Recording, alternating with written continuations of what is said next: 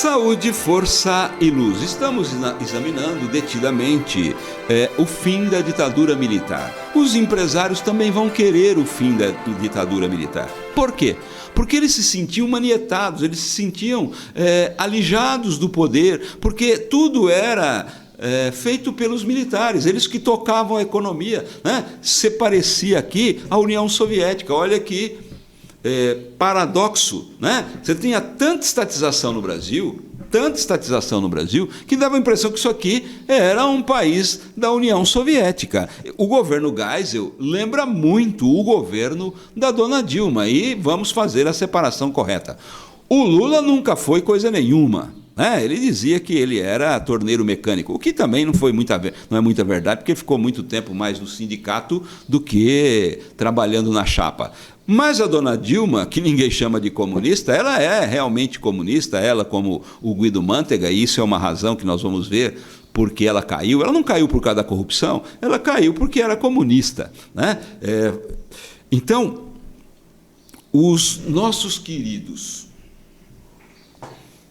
empresários pensavam: eu sou capaz de tocar esse país, eu sou capaz de empreender, né? Principalmente, né, os empresários como Severo Gomes, né, aliado de Mário Covas, esse pessoal nacionalista, esse pessoal de indústria autônoma para o Brasil, né, eles veem que os militares estavam impedindo que eles governassem. Ao mesmo tempo, os bancos, né, Itaú, Bradesco, perceberam o seguinte: passou a época da industrialização. Agora quem vai ganhar dinheiro são os bancos.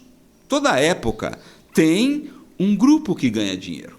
Já foi o café, já foi a cana-de-açúcar, né, já foi a indústria, agora é a vez dos bancos. E os bancos, eles não têm nada a ver com a ditadura militar, né? Então, os donos de banco também começam a dar o apoio para o fim da ditadura militar. Então, empresários, donos de bancos, donas de casa, os estudantes, a Igreja Católica, a partir do momento que os militares matam alguns padres, também se une contra a ditadura, porque a Igreja Católica, sabemos nós, o tempo todo, ela sempre jogou no mundo inteiro dos dois lados. Se você pegar na Alemanha nazista, tinha padre nazista rezando para o Hitler ganhar a guerra e tinha padre rezando para os Estados Unidos ganhar a guerra. Não sei o que é que Deus faz nesse caso, não é? Mas você tem aí a igreja dividida. E nesse caso, não é? Ela jogava dos dois lados, mas com a morte de alguns padres, ela se une contra a ditadura militar. A OAB também vai unir-se contra a ditadura militar. Começa, muito que tardiamente, a reclamar das constituições militares, da falta de possibilidade de fazer discurso, ou seja, da censura, da Lei de Segurança Nacional, do AI-5, da pena de morte, né? Então, tudo isso vai capitaneando grupos contra a ditadura militar. E nisso, os Estados Unidos, sempre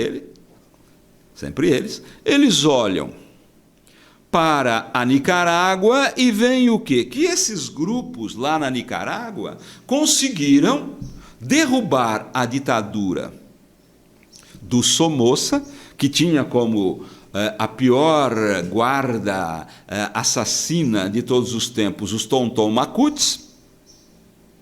E quando eles derrubam a ditadura do Somoza e vem o governo, este sim, socialista de verdade, do Daniel Ortega, os Estados Unidos vão à loucura e começam a procurar os militares do Cone Sul para dizê-lo: olha, deem um jeito, entreguem o governo para civis confiáveis, porque senão vocês vão ser derrubados por movimentos populares. Então, se os Estados Unidos querem, se a União Soviética não é algo mais a se temer, se já temos sindicatos praticamente dentro da ideia de ordem e progresso.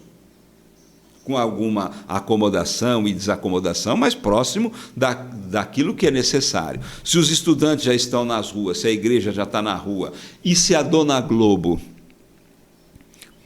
particularmente criada pelos militares, voltar-se-á contra eles, porque agora já pode, eles já fizeram o papel deles. Na minha cabeça, os militares entregaram o governo porque quiseram. Eu não acredito que meia dúzia de pessoas nas ruas fizeram o fim da ditadura militar.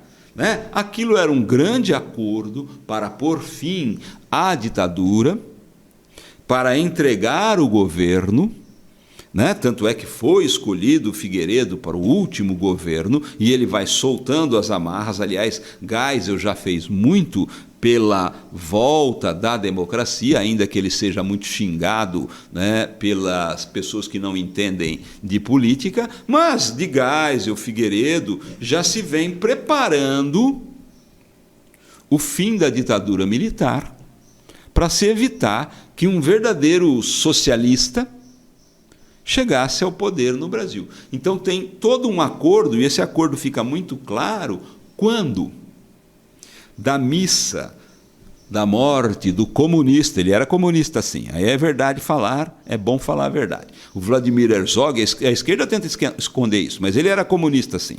E quando ele é morto, e por ser judeu não podia ser enterrado no cemitério dos judeus, porque os militares disseram que ele tinha se suicidado, né? Então, um padre, um reverendo da escola protestante e um rabino, não é? Fazem a missa, e para que o exército não consiga atirar contra a população que está lá, o governador do estado de São Paulo coloca a polícia do estado de São Paulo para dar garantia para que a missa pudesse ocorrer, e a partir daí dá para se perceber claramente o fim da ditadura militar. Obrigado.